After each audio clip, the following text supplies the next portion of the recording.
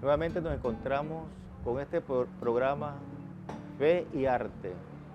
Nos encontramos con un gran artista que trabaja bastante la iconografía, estudió en Roma y también me acaba de comentar que la escultura que está en Don Bosco fue elaborada por él, la Virgen Sí, de Medjugorje. sí, la María Reina de la Paz, casualmente Reina de la Paz.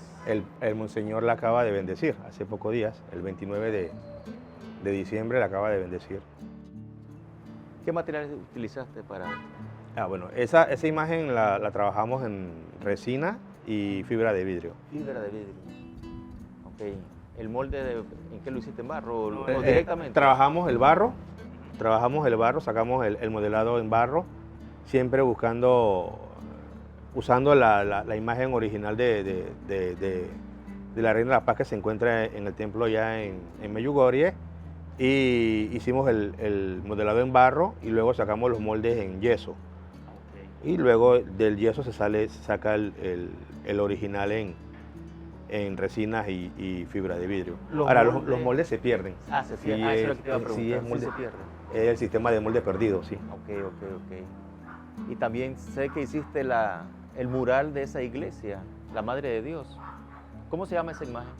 Ok, en el templo tenemos tres murales. Está a la mano derecha del altar el bautismo del Señor, y a la mano izquierda está la coronación de la Virgen.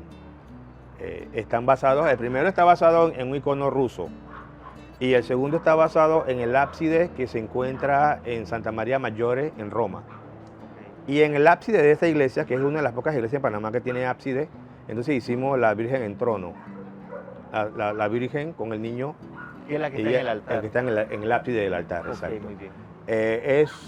Puedo decir que sí me atrevía a hacer un poco más de lo que yo hago, o sea, expresar un poquito más mis ideas, porque lo que hicimos fue que utilizamos la iconografía de Santa María la Antigua, pero usando el sistema de los iconos bizantinos. O sea, se puede decir que esa imagen tiene mucha iconografía, o sea, mucho mensaje de lo que traería la imagen de Santa María la Antigua, nuestra patrona.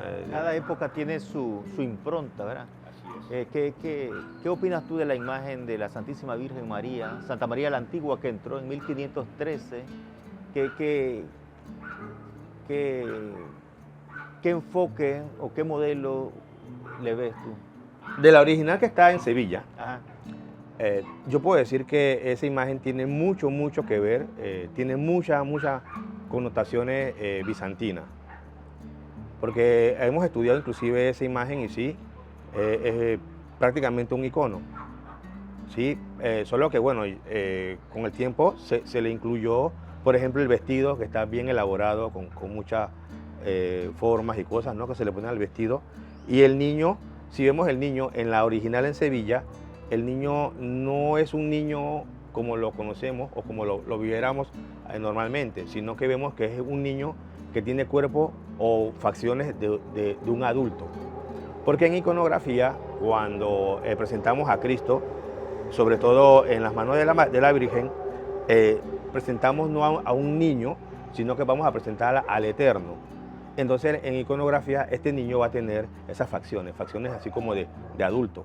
Por eso, de repente, en las imágenes que vemos nosotros y que veneramos aquí en Panamá, vemos el niño. Una vez alguien me preguntaba por qué ese niño se veía diferente, el niño que vemos en las imágenes que Monseñor se pasea en la fiesta, por qué se veía así, y yo le explicaba esto, ¿no?, que es que en iconografía realmente el niño Jesús no se puede presentar como un niño cualquiera, sino como aquel niño que es el Eterno.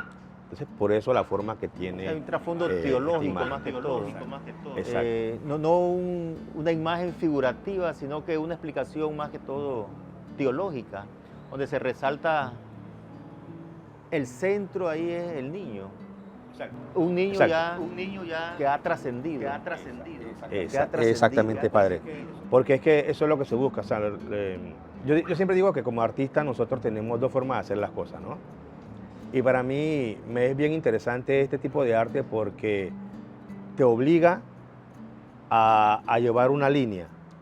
Como artista yo puedo agarrar un bastidor y colocar la impronta que yo desee colocar en ese bastidor, como artista. Usted sabe eso, ¿no?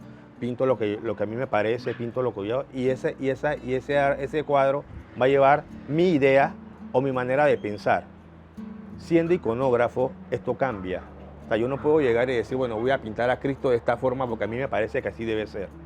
O sea, debo ceñirme a ciertos lineamientos que me da la iglesia y que por muchos siglos se han venido siguiendo. Y es la diferencia entre lo que yo hago como iconógrafo y lo que yo puedo hacer como artista plástico. O sea, este comentario que tiene Romano Guardinis, que lo que hacemos como arte tiene que llevarnos a una escatología, o sea, a que nos transmita. Sí, al encuentro con el Señor, con claro. el Señor. Pero sin salirme de lo que ya hemos vivido. El problema es que ahora, y lo he visto mucho, que muchos artistas sí, van hacia ese encuentro, pero con un camino personal. O sea, yo hago el arte a través de lo que yo creo y pienso. O sea, yo no puedo hacer eso. Porque lo que yo estoy haciendo va a dejar huella en aquellos que vienen detrás de mí. Claro. Yo debo ser fiel a una tradición, a lo que la iglesia por muchos siglos me ha ido. Mira, ahora que ha muerto Benedicto, ese era el depósito de la fe que tanto se cuidó, que fue malinterpretado. Y era la sucesión, la transmisión. Y por eso la gran incomprensión. Mira que yo vi inmediatamente cuando dicen que murió, un comentario totalmente negativo de este canal. Dice, muere Benedicto XVI dejando unos grandes acusaciones y problemas de pedofilia. O sea, Benedicto no tiene que ver nada con eso. O sea, ese es un enfoque equivocadísimo. O sea, tenemos que ver que el Papa, como un padre de familia donde hay diferentes hijos, le toca pues asumir una responsabilidad que no es fácil, pues es la del mundo entero. Me gustaba mucho toda esta situación que se dio en la Revolución Industrial, cuando se abre el compás a la verdad, y una verdad que tú tienes tu verdad, o sea, se da un problema sincretista, se seculariza el hombre, y entonces ya nadie, se viene abajo toda una forma de percibir la vida. Y todo eso lo ha tenido que vivir la iglesia, orientándolo siempre. Así que, una cosa que me interesa a mí sobre la iconografía, en este momento hay cartujos o hay monjes dedicados solamente a eso, de la iglesia copta, ¿no? Ok, sí, mire, lo que pasa es que nosotros, los laicos, seamos iconógrafos es muy nuevo, es muy reciente, menos de un siglo por lo mucho. Porque antes los iconógrafos solamente eran monjes, no podía ser un laico, porque eran depositorios de una tradición milenaria, entonces no se le permitía a un laico poder escribir la pintura sagrada, ¿no? Gracias a Dios, esto con la apertura, Vaticano II, qué sé yo, se ha visto que, bueno, y también las iglesias orientales han abierto ese compás para que, por ejemplo, yo pueda escribir iconos. Y la tradición dicta que deben ser monjes. De hecho, tuve la dicha de conocer un compañero de clase que era un eremita, que solamente bajaba de su lugar para estudiar iconografía. Estudiaba con nosotros 2-3 meses y luego subía a eso. Y él se dedicaba solamente a eso. De hecho, por ahí hay un video muy bonito en YouTube de un monje griego que está en el pozo de Jacob, donde Jesús habló con la samaritana. Y él está solo, rodeado totalmente de musulmanes. Y su trabajo ahí ha sido reconstruir la iglesia o el templo de ese lugar y decorarlo a través de los iconos, solito. Porque es un trabajo espiritual. O sea, no es que yo voy a agarrar un cuadro y bueno, hoy se me ocurrió que Cristo tiene la piel negra o la Virgen tiene la piel negra.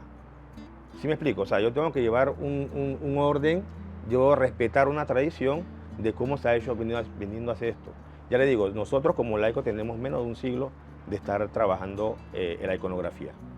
Vamos a hacer un corte comercial para que replanteemos nuevamente la idea de cómo la iglesia ha ido evangelizando a través del tiempo.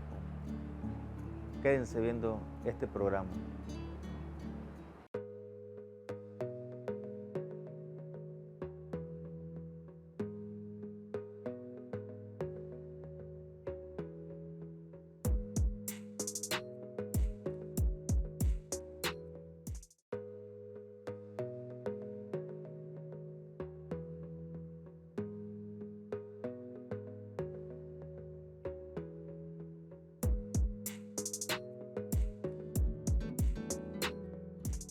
Oye, también hay un comentario preciosísimo de la Gioconda.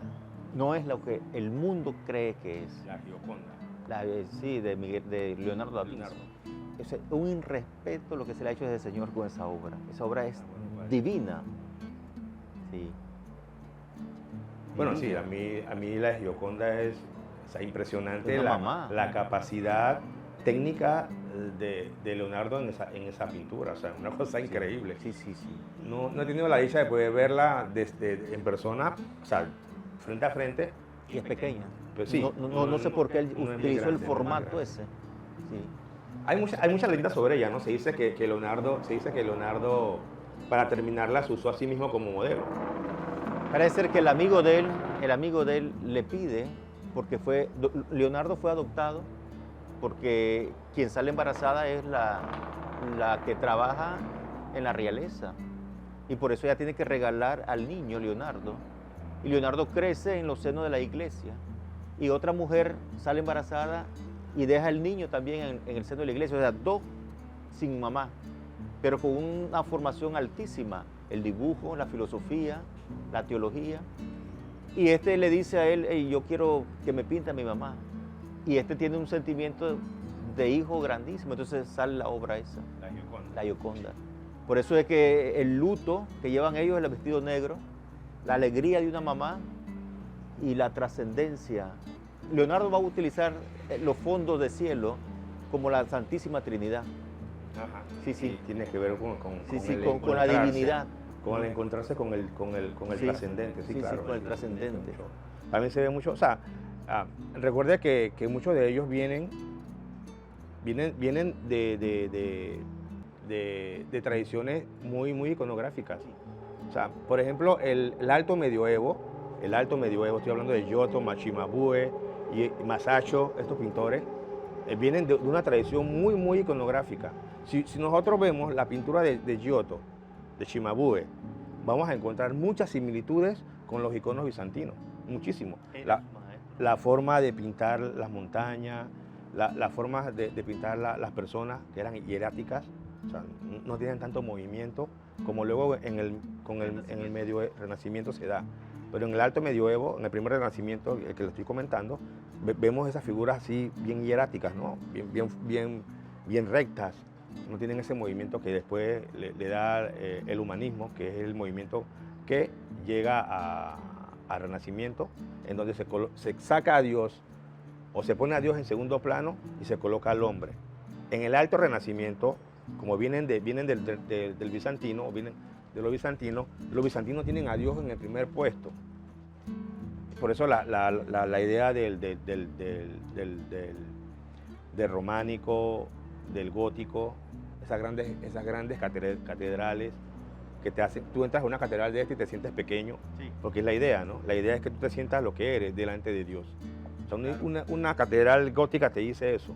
Entonces, todas estas cosas están resumidas en lo que yo hago, en lo que yo expreso, porque son cosas que, o sea, son normas que vienen, ya le digo, de una tradición milenaria.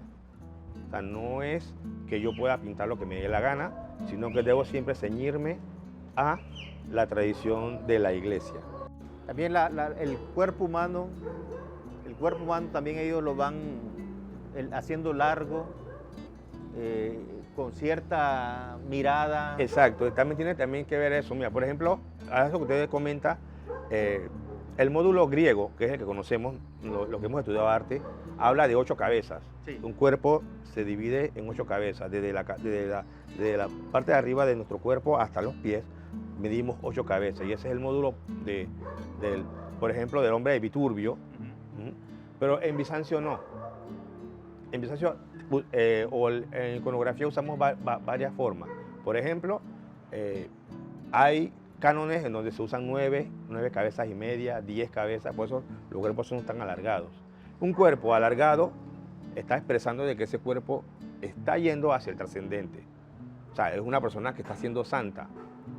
También tenemos otra forma, por ejemplo, cuando vemos el icono, por poner un ejemplo, el icono del Cristo de San Damián, el Cristo que le habló a San Francisco en aquella pequeña capillita que le pidió que restaurara la iglesia.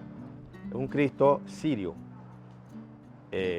No se sabe quién lo pintó porque, como le explicaba hace un rato, los iconógrafos no firmamos, los verdaderos iconógrafos. Los iconógrafos que llevamos esto en orden no firmamos los iconos. Se conoce quiénes somos, claro, porque somos personas, porque la idea es que el icono trascienda a su pintor. Si Dios me da permiso y Dios quiera, y el día que yo me vaya de este mundo, van a quedar las obras que yo he hecho. Pero nadie va a saber quién lo hizo, porque más allá del iconógrafo, importante es el icono, porque es la ventana que te va a llevar o te va a permitir encontrarte con el venerable. O sea, es una imagen venerable, pero es la posición realmente de una imagen. Nosotros tenemos las imágenes ¿para qué? Para hacer la conexión entre nosotros y aquel que sí es digno de honor, que es Dios, ¿no? O sea, la imagen es como una ventana. Si yo abro una ventana y detrás de la ventana hay un muro, esa ventana no me sirvió para nada. Pero si yo abro esa ventana y detrás de esa ventana tengo un paisaje, entonces la ventana me permitió llegar a ver aquello que está después de ella. Entonces los iconos son eso, una ventana que a través de la oración nos van a permitir conectarnos con el Señor. Toda esta historia y todos estos grafitos o imágenes que hemos encontrado nos narran la presencia humana a través del tiempo. Por ejemplo, acaban de enterrar al Papa Benedicto y se le han metido unas monedas. Se ha puesto 3 cajones y uno de ellos está forrado en estaño. No sé cuándo se abrirá, no sé. Pero quien lo abra en la historia, en el momento que sea, se dará cuenta que hubo presencia humana y que muestra de eso está aquí.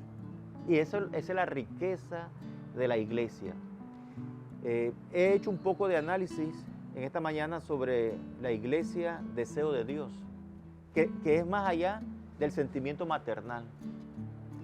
Es un poco medio duro, especialmente por un medio que me está grabando, pero es tan limpia o es tan limpio el sentimiento de la iglesia que incluso es manifestado por los labios de Jesús en la boda. Porque ¿qué es lo que se da en la boda? Lo más limpio del sentimiento humano. Y ese sentimiento humano tiene que ser un sentimiento divino. Por eso el esposo verdadero de la iglesia es Jesucristo. Y la novia verdadera es la iglesia. Iglesia, sacramento de amor. Eso es, iglesia, sacramento de amor, que va más allá de un sentimiento maternal. Es mucho más limpio, más puro. Por eso cuando uno conoce esto, uno se vuelve loco por la iglesia. Sí, sí. Sí, se vuelve. Sí, yo cuando conocí la iconografía, de verdad, como le comentaba a los muchachos, uno es porfiado, padre, ¿no? Ya yo pintaba de los 8 años, ¿no? Ya yo vengo dibujando y pintando de los 8 años. Y cuando el padre Francisco me hace el reto, porque fue como un reto, me enseña un icono pintado por una iconógrafa que luego tuve la oportunidad de conocer, y me pregunta si yo era capaz de hacer eso, de pintar ese, y la ignorancia después porfiada, porque yo no sabía en qué me estaba metiendo. Pero cuando yo he ido este camino, comencé a caminar este camino del iconógrafo, de verdad, es como usted dice, uno se va enamorando cada día más de la iglesia, pero de toda la riqueza que nosotros podemos encontrar en nuestra madre iglesia, de todas las cosas que podemos sacar de ella, usted sabe, y para mí, más que mi profesión, más que de la manera que me gano la vida, para mí esta es mi misión. O sea, yo veo el trabajar como artista, para mí trabajar como artista, como lo dije en algunos momentos, para mí trabajar el trabajo que yo hago es dedicarle lo que yo hago a Dios. Yo pienso que nosotros somos como herederos de aquellos a quien Dios mencionó en el Éxodo, en el capítulo 31 del Éxodo, ¿sí? Cuando le dice a Moisés, busca a fulano, sultano y mengano para que sean los que te hagan el altar, te hagan la tienda, te hagan los vestidos, etcétera, etcétera, etcétera. Si nosotros leemos el capítulo 31 del Éxodo, vamos a comprender un poquito más el trabajo del iconógrafo. ¿Qué es el iconógrafo? ¿Cuál es la idea o la función que tenemos nosotros dentro de la iglesia? O sea, y yo le decía a un amigo una vez, yo, mira, bonito pensar analizaba como usted este tema, ¿no? Por ejemplo, en ese capítulo de la Biblia, el Éxodo 31, yo veía que Dios escogió a las personas con nombre y apellido para que hicieran el trabajo específico. Y yo le preguntaba una vez a un sacerdote ruso, que son muy dados a la teología bien fuerte. Yo le preguntaba eso, padre, ¿por qué Dios escoge a esto? Y él me dice, es que tú tienes que pensar bien lo que estás preguntando. Porque le dice, mira, los israelitas en Egipto, ¿cuál era su trabajo? ¿Qué hacían en el momento en que Moisés saca al pueblo de Israel de Egipto? ¿Cuál era el trabajo de esos israelitas? Y yo no sabía. Simple, eran artesanos. Los israelitas eran los que cortaban la piedra, los que hacían todo el trabajo artesano para los egipcios. Sí. Seguramente eran labradores, seguramente eran escultores, seguramente eran orfebres.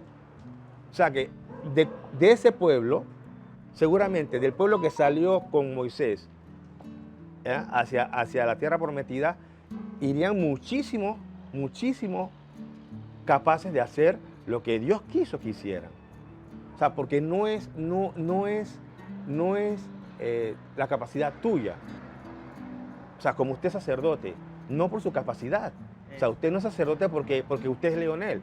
No, usted es sacerdote por la misericordia de Dios. Bueno, así mismo, yo soy iconógrafo por la misericordia de Dios. Eso no hay que olvidarlo. Volviendo al texto ese del Éxodo, cuando Yahvé, la palabra Yahvé significa amor. Cuando Yahvé le dice a Moisés, frente a la zarza, quítate la sandalia, está haciendo una proyección a lo que es hoy lo sagrario. Eso es.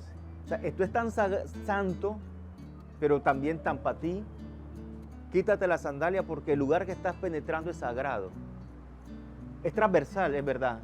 La Eucaristía es transversal, pero el artista, especialmente los que hacen iconografía, han plasmado el fuego ese como el fuego que tiene Dios para nosotros. Por eso es importantísimo. La vida final de Jesucristo es la última cena, cuando reúne a sus discípulos y todos ellos están esperando una voz de guerra y Él lo que hace es lo contrario. Este es mi cuerpo y esta es mi sangre. Y ahí entran muchas frustraciones porque estaban oprimidos por el Imperio Romano. Y Él cambia totalmente el discurso y dice, cada vez que coman de este pan y beban de este vino, ustedes no morirán, yo los resucitaré. O sea, es como regresar a la fuente. Es regresar a la fuente, porque la fuente del hombre es Dios. Es Dios. Por eso todo esto que se está dando en este momento en el mundo es que hemos sacado a Dios del mundo. Así es. Lo que está haciendo ese dictador con estos sacerdotes está empobreciendo ese mundo. Y no se está metiendo con la gente, se está metiendo con Dios. Sí, por eso quítate la sandalia de los pies, porque el lugar que pisa es sagrado.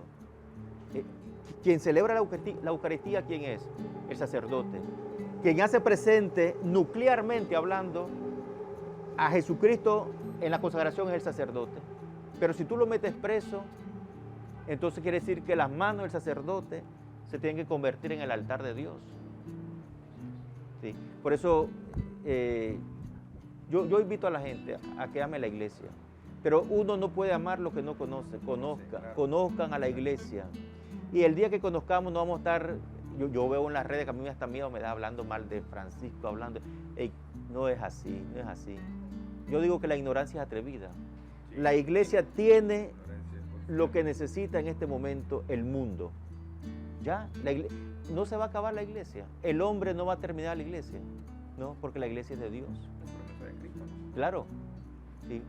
Así que, bueno, nos vamos a un último cambio y le deseamos a todo el pueblo en este día que estamos celebrando la Navidad, el Año Nuevo, que no pierdan su esperanza en Dios, no bajen su mirada en Jesucristo, único Señor.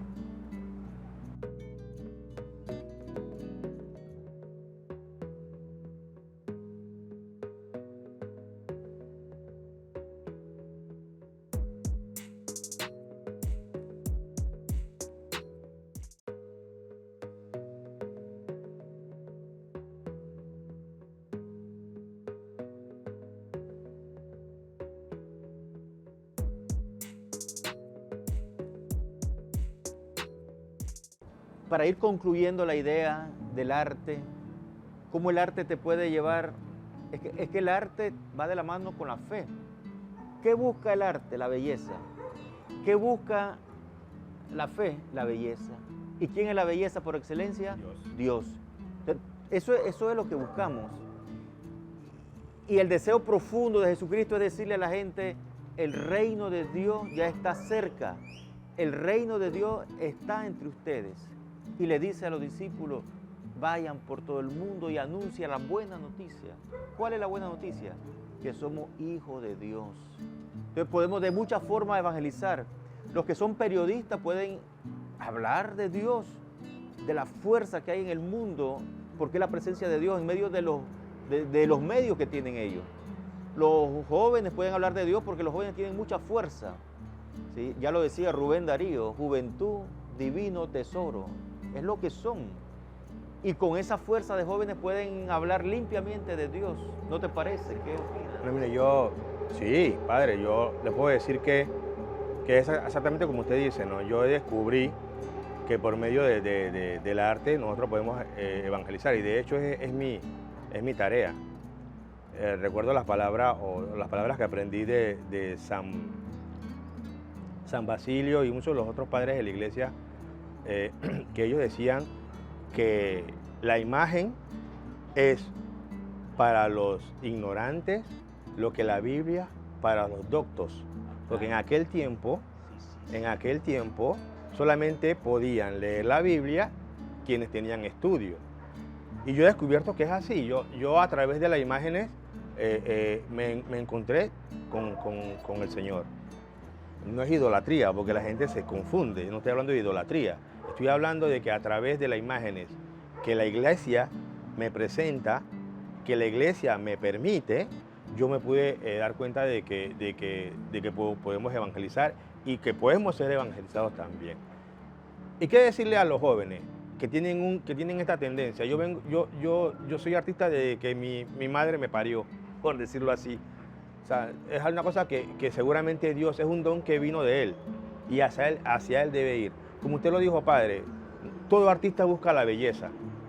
Para Platón podemos encontrar una palabra para unir tanto belleza como bueno, que era kalogagatia. Que esa sola palabra une las dos vertientes, de lo bello y lo bueno. Yo estoy buscando lo bueno, pero también estoy buscando lo bello. Y el bueno, el único bueno, y como usted dice, el único bello, real bello, es Dios. Y si yo estoy en esa ansia, esa búsqueda como joven, porque así me pasó a mí, yo de los 8 años pinto, dibujo, conocí a la iglesia a los 17 años, después de haber hecho un montón de cosas que no debía hacer, conozco el arte eclesial, el arte cristiano, y me enamoro de él, me enamoro al fin de que he hecho de esto mi vida. Y donde voy y puedo, pues hablo sobre eso, ¿no?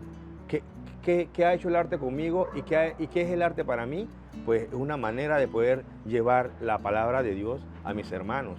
Cuando usted entra a una iglesia, cuando usted entra a un templo y ve una pintura sacra o una última cena o qué sé yo, esa pintura lo está llamando a usted, le va a ayudar a usted a encontrarse con Dios.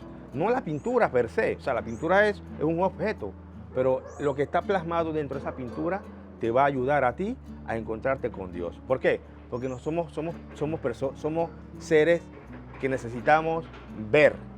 La fe entra por los ojos. Como joven, yo me di cuenta de eso y yo le puedo decir a los jóvenes que me están viendo que si tienen ese gusanito del arte, sea música, sea pintura, el arte que sea, llévenselo a Dios y a través de él, miren, es más lo que recibimos, de corazón lo digo, que lo que damos. Yo he aprendido mucho más para mí a través de estos 30 años ya de vida artística.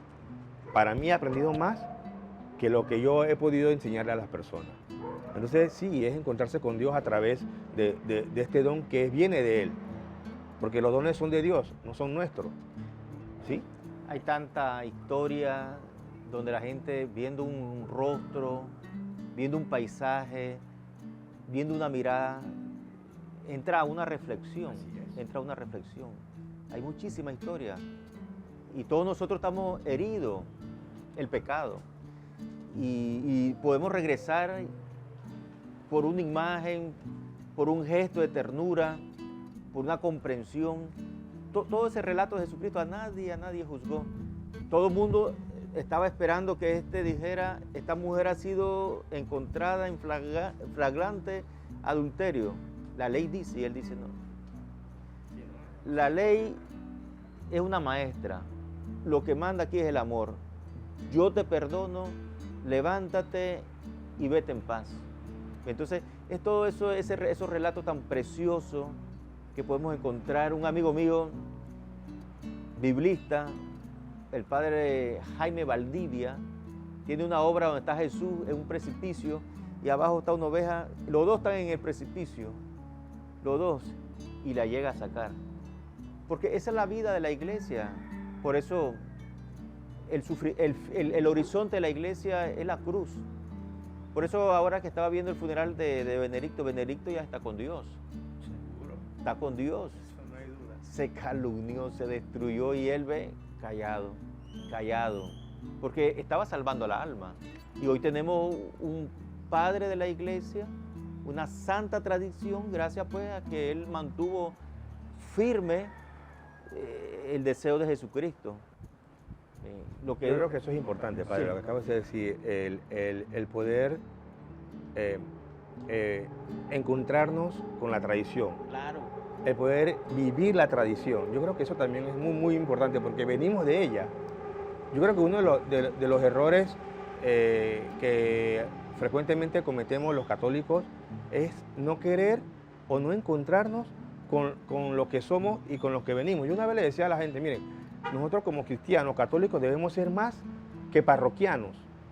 Porque hay muchos católicos que pertenecen y se sienten pertenecientes a una parroquia, más no así a la iglesia, como pueblo de Dios. O sea, yo me siento, y eso lo aprendí a través de esto, de este arte. Yo aprendí que soy más que un parroquiano, que soy más que aquel que viene a la parroquia, me siento, escucho la Biblia, ayudo en mi comunidad, que todo eso está muy bien.